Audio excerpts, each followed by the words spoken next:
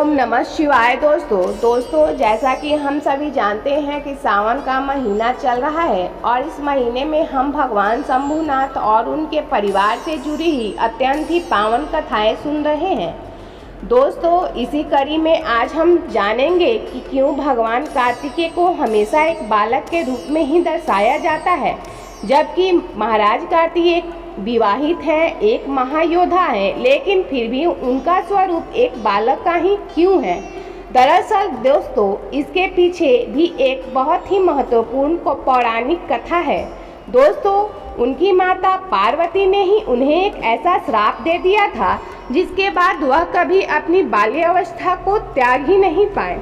इनके बालक स्वरूप के पीछे भी एक बहुत ही महत्वपूर्ण कथा है।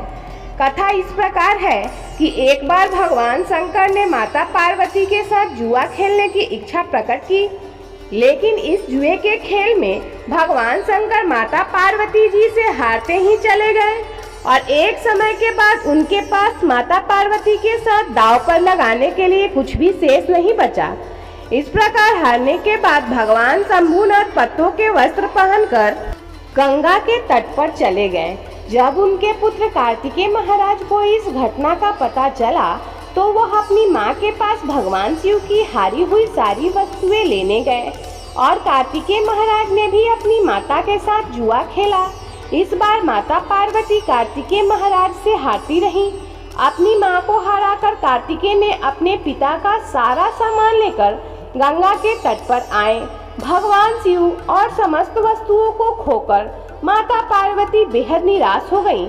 उन्होंने अपने दुख का कारण अपने पुत्र गणेश जी को बताया और वो अपनी माता की समस्या का समाधान करने के लिए स्वयं अपने पिता शिव जी के पास जुआ खेलने पहुँचे और इस बार जुए के खेल में गणेश जी ने अपने पिता को हराया और सारी वस्तुओं के साथ अपनी माता के पास आए। उनको देखकर माता पार्वती उनसे बोली कि हे पुत्र गणेश, तुम्हें सारी वस्तुओं के साथ साथ अपने पिता को भी लाना चाहिए था। गणेश जी फिर से अपने पिता की खोज में निकल गए और उन्हें हरिद्वार में जाकर भगवान जी के दर्शन हुए।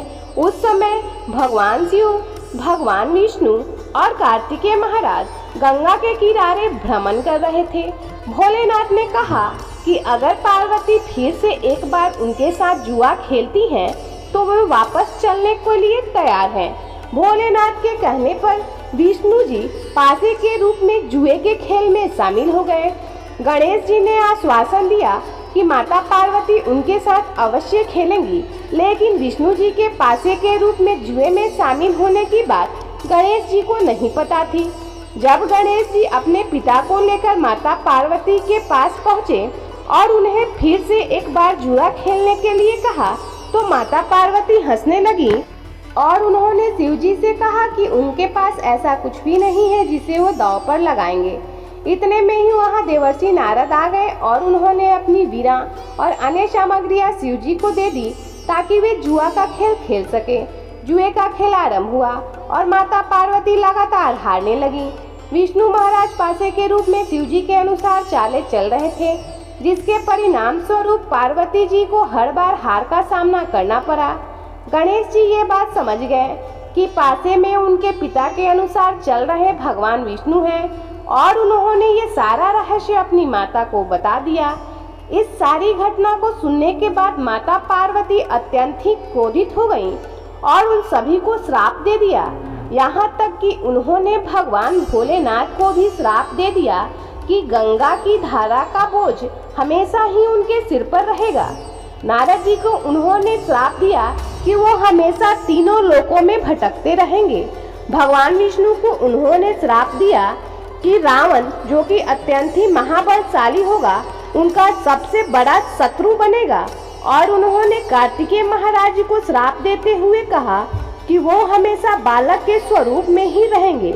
दोस्तों इस प्रकार माता पार्वती ने अपने ही पुत्र कार्तिकेय महाराज को श्राप दे दिया था, जिस कारण से वे हमेशा बालक स्वरूप में ही दिखाई पड़ते हैं। दोस्तों आज की ये भगवान शिव जी की परिवार से जुड़ी भगवान शिव, गणेश जी, कार्तिकेय महाराज, विष्णु जी और माता पार्वती से जुड़ी ये पौराणिक कथा अगर आपको अच्छी लगी हो तो कृपया कर चैनल को लाइक शेयर सब्सक्राइब जरूर करें। मिलते हैं अगले वीडियो में, तब तक के लिए धन्यवाद।